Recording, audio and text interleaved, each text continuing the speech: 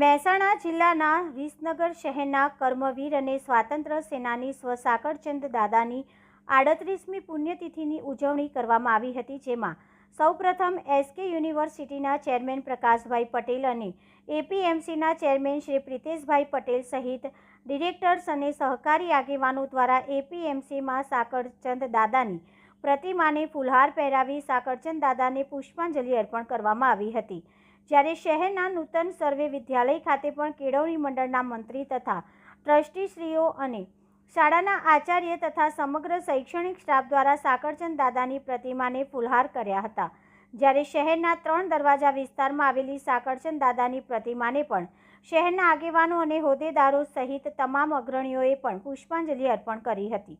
સાથે સાથે સરદાર વલ્લભભાઈ પટેલ અને ગાંધી બાપુ સહિત સ્વ રમણીકભાઈ મણિયાર અને શિવાભાઈ પટેલની પ્રતિમાને ફૂલહાર પહેરાવી પુષ્પાંજલિ અર્પણ કરી હતી। જ્યારે શહેરના સવાલા દરવાજા વિસ્તારમાં આવેલી આદર્શ વિદ્યાલય ખાતે પણ આદર્શ શૈક્ષણિક સંસ્થાઓના પ્રમુખ શ્રી કે ચૌધરી, શ્રી રાજુભાઈ ચૌધરી સહિતના આદર્શ વિદ્યાલયના આચાર્ય તથા શૈક્ષણિક સ્ટાફ તથા ભારત વિકાસ પરિષદના પ્રમુખ તથા હોદ્દેદારોએ પણ કર્મવીર સ્વ સાકરચંદ દાદાની પ્રતિમાને ફૂલહાર કર્યા હતા। જ્યારે એસકે યુનિવર્સિટી ખાતે પણ ચેરમેન શ્રી પ્રકાશભાઈ પટેલ અને તેમના ધર્મપત્ની શ્રીમતી આરતીબેન પટેલ સહિત કોલેજના વિવિધ વિભાગોના ડીન તથા પ્રોફેસર અને કર્મચારીઓ દ્વારા ફૂલહાર પહેરાવીને સાકરચંદ દાદાને પુષ્પાંજલિ અર્પણ કરવામાં આવી હતી।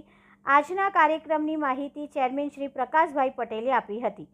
રિપોર્ટર પ્રકાશ સોની, વિસનગર।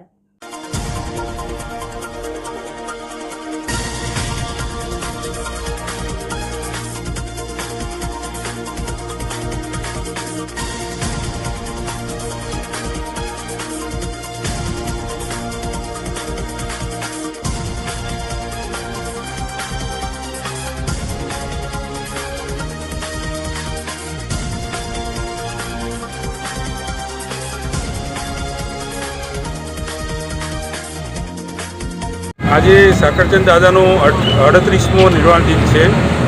આપણે સાકરચંદ દાદાને યાદ કરી અને વિસનગરની અંદર તેમણે સ્થાપેલી સંસ્થાઓની અંદર પ્રતિમાઓને પુષ્પાંજલિ આપવાનો કાર્યક્રમ રાખવામાં આવ્યો હતો। આજે સવારે એપીએમસી માર્કેટથી નૂતન સર્વ વિદ્યાલય સ્કૂલ આગળ 3 દરવાજા ટાવર પાસે આદર્શ સ્કૂલની સામે અને અત્યારે સાકરચંદ પટેલ યુનિવર્સિટીના પ્રવેશદ્વાર ઉપર સાકરચંદ દાદાની પ્રતિમાને પુષ્પાંજલિ અર્પણ વિસનગરના મુરબ્બીઓએ, આગેવાનોએ, શુભચિંતકોએ, મિત્રોએ અને દરેક સંસ્થાના હોદ્દેદારશ્રીઓ દ્વારા કરવામાં આવી છે। સાકરચંદ દાદાએ વર્ષોથી વિસનગરના કર્મવીર તરીકે પોતાની આખી જીવન આપી દીધું હતું અને દેશને સ્વાતંત્ર્ય સેનાની તરીકે પણ તેમણે પોતાની ભૂમિકા અદા કરી હતી અને ત્યારબાદ શિક્ષણ ક્ષેત્રે, આરોગ્ય ક્ષેત્રે, આર્થિક રીતે, ખેડૂતો માટે, વિદ્યાર્થીઓ માટે અને ગામના દરેક જ્ઞાતિના ભાઈબંધુઓ માટે તેમણે અલગ અલગ સંસ્થાઓની સ્થાપના કરી અને વિસનગરના નાગરિકોને સારામાં સારું સુવિધાઓ મળે એના માટેના પ્રયત્ન કર્યા હતા અને આજે એટલા માટે જ આપણે 38મા નિર્વાણ દિને એમને યાદ કરીએ છીએ અને પ્રભુને પ્રાર્થના કરીએ છીએ કે એમણે જે માર્ગ અમને બતાવ્યો છે એ માર્ગ ઉપર અમે ચાલીએ અને વિસનગરના નાગરિકો માટેની સુવિધાઓને વધુને વધુ સુવ્યવસ્થિત કરી શકીએ। આજે સાકરચંદ પટેલ યુનિવર્સિટીએ ગુજરાતની એક નામાંકિત યુનિવર્સિટી તરીકે નામના મેળવી છે।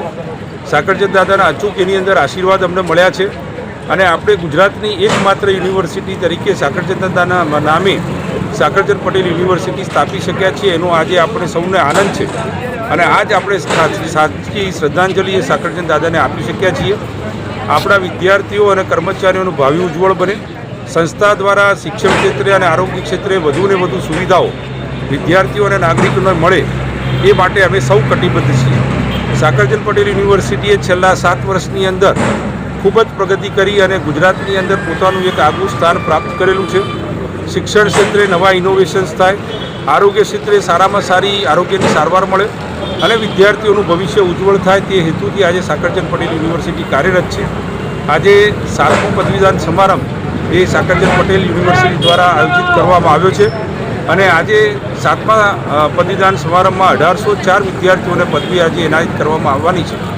સાથે સાથે નૂતન જનરલ હોસ્પિટલની અંદર અદ્યતન કેથલેબ નું આજે ઉદ્ઘાટન છે. સાથે સાથે 200 બેડની આપણે 200 કેપેસિટીની વિદ્યાર્થીઓ માટેની હોસ્ટેલનું પણ લોકાર્પણ છે. લગભગ 25 કરોડના અંદાજિત ખર્ચથી બનેલી આ બંને સુવિધાઓ આજે આપણે શરૂ કરવા જઈ રહ્યા છીએ.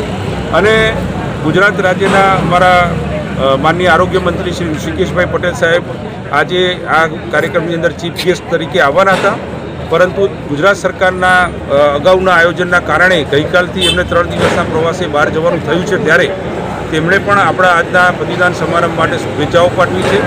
આજે પદવીદાન સમારંભની અંદર મુખ્ય અતિથિઓ અને શુભચિંતકોની હાજરીની અંદર 1804 વિદ્યાર્થીઓની આજે પદવીદાન અમે એનાયત કરવાના છીએ. એ પદવીદાનથી વિદ્યાર્થીઓ પોતે આજે દેશની અંદર એક જાગૃત નાગરિક તરીકે પોતાના ફિલ્ડની અંદર યુનિવર્સિટી દ્વારા આપવામાં આવેલા એજ્યુકેશન, સ્કિલ અને નોલેજ દ્વારા પોતાની કારકિર્દી શરૂ કરી રહ્યા છે. હું તમામ 804 વિદ્યાર્થીઓને તેમના ઉજ્જવળ ભવિષ્ય માટે ખૂબ ખૂબ શુભકામનાઓ પાઠવું છું. અને તેમના વાલીઓ, પેરેન્ટ્સ કે જેમણે ખૂબ આશાઓ સાથે પોતાના વિદ્યાર્થીઓની ઘડતર માટે પ્રયત્ન કરેલા છે, તેમને પણ આજે હું ખૂબ ખૂબ અભિનંદન પાઠવું છું. અમારી યુનિવર્સિટીના ઓફિશિયલ્સ, અમારા વાઇસ ચાન્સલર, અમારા રજિસ્ટ્રાર, ડીન્સ, HOD, HOIs અને ફેકલ્ટી મેમ્બર્સને પણ હું ખૂબ ખૂબ અભિનંદન આપું છું. કારણ કે તેમના અથાગ પ્રયત્નોથી આજે પોતે પોતાના નોલેજને વિદ્યાર્થીઓને આપ્યું છે અને દેશના ઘડતરમાં આવા વિદ્યાર્થીઓ ચોક્કસપણે પોતાનું કાર્ય કરશે એવી આશા સાથે સૌને આજના દિવસની શુભકામનાઓ પાઠવું છું.